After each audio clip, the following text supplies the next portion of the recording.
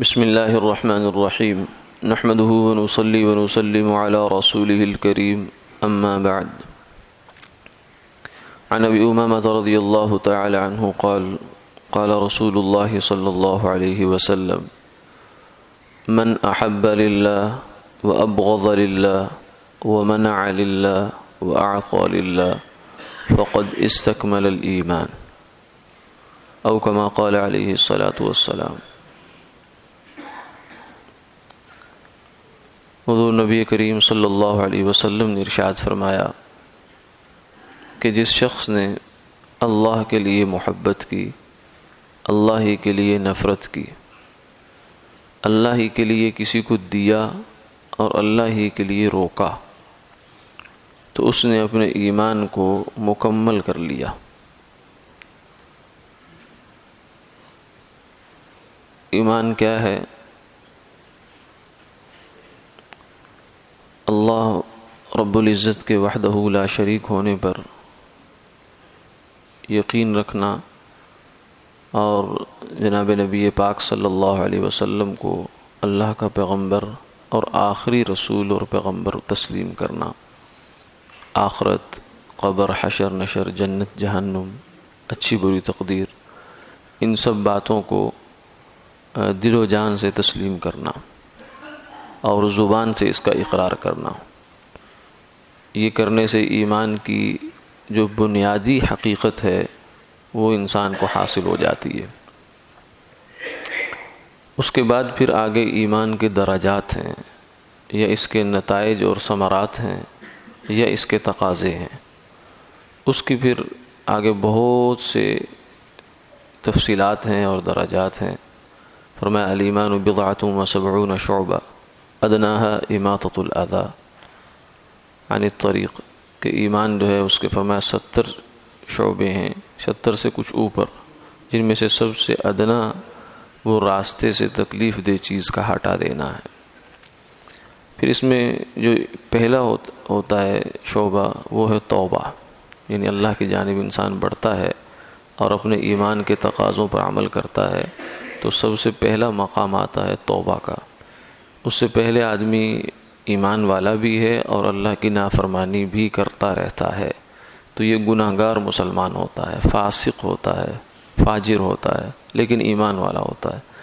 یہ جب پہلا سٹیپ اٹھاتا ہے، پہلا قدم اٹھاتا ہے کہ اللہ سے اپنے سارے گناہوں کی توبہ کرتا ہے، عملی بھی اور زبانی بھی اور ذہنی طور پر بھی توبہ کرتا ہے، تو یہ ایمان کے تقاضوں کی طرف اپنا پہلا قدم بڑھا دیتا ہے۔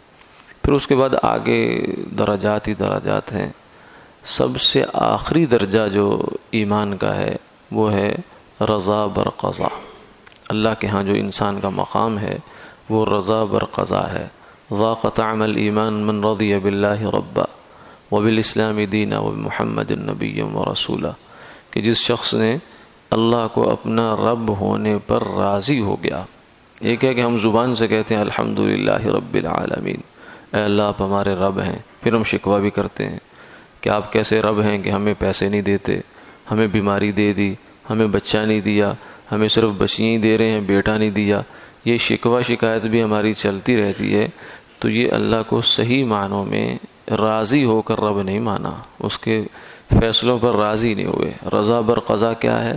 کہ جو بھی اللہ کی جانب سے فیصلہ انسان پر آ جائے اسے دل سے راضی ہو کر تسلیم کرے اور کہے کہ یہ میرے پیارے مولا کا دیا ہوا فیصلہ ہے، مجھے تسلیم ہے، میں اس کو دل و جان سے تسلیم کرتا ہوں۔ یہ آخری درجہ ہے۔ اس سے پچھلا درجہ وہ ہے اخلاص، کہ انسان کا ہر عمل اللہ کے لیے ہو جائے۔ آج کی جو حدیث ہم نے دیکھی ہے اس میں یہی بات بیان ہوئی کہ انسان کے جو جذبات ہیں وہ بھی اللہ کی منشا کے اور اللہ کی رضا کے تابع ہو جائیں۔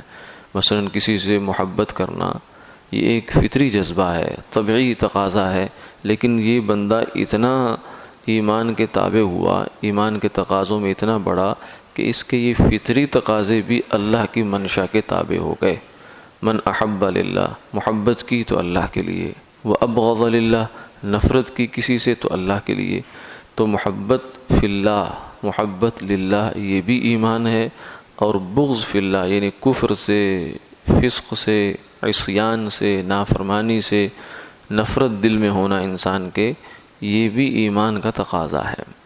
اور پھر کسی کو دیا تو بھی اللہ کے لیے، نہ دیا تو بھی اللہ کے لیے، یعنی ان صلاتی و نسکی و محیای و مماتی للہ رب العالمین، یعنی اخلاص کا یہ درجہ ہے۔ اور پھر آپ صلی اللہ علیہ وسلم کی دعاؤں میں آتا ہے اللہم لک صلاتی و نسکی و محیای و مماتی و الیک مآبی و لک ربی تراثی۔ تو یہ کیفیت اللہ سے مانگنی بھی چاہیے، اور اپنے اندر اس کیفیت کو ٹٹولتے رہنا چاہیے کہ میری صبح سے لے کر شام تک، بستر سے نکلنے سے لے کر اور رات بستر میں واپس جانے تک کہ جتنے میں کام کر رہا ہوں، اس میں اللہ کے لیے کتنے کام کر رہا ہوں۔ ایمان جب پورا ہوگا، جب جتنے بھی کام کریں دن میں آپ اور رات تک آپ جتنے کام کریں، سب میں مقصود اللہ کی رضا ہو، تو پھر یہ ایمان کا یہ درجہ، آخری سے پہلے والا درجہ، اخلاص والا درجہ انسان کو حاصل ہو جاتا ہے۔ اللہ تعالیٰ عمل کی توفیق عطا فرمائے۔